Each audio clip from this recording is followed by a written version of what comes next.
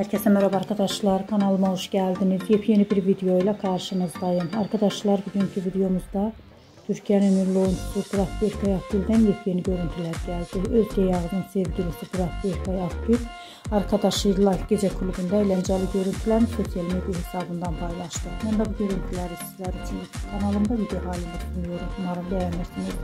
Videomu beğendiyseniz kanalımı izlemeyi ve bildirimleri açık tutmayı unutmayın. Hoşça kalın.